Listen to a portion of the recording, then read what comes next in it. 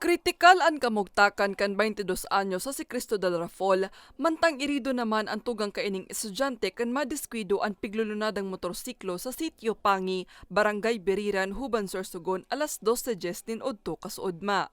Sa impormasyon, sinundo ni Cristo del ang sa iyang tugang sa eskwelahan asin pauli na sa Barangay Katanagan kan parehong banwaan. Alagad aksidenteng nasagi kan kasabat na tricycle ang motorsiklo na nauli sa pagkakahulog ni Cristo del sa kanal.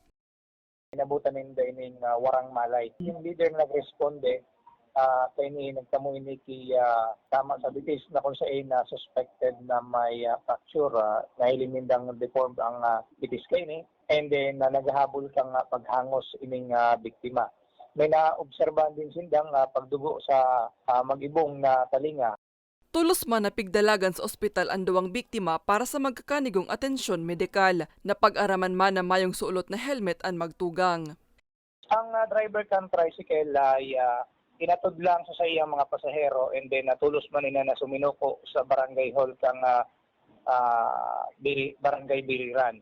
And then tig-assisteran man nila kang Barangay Biriran, pasiring duman sa municipal police station na siya na mismo ang suminuko.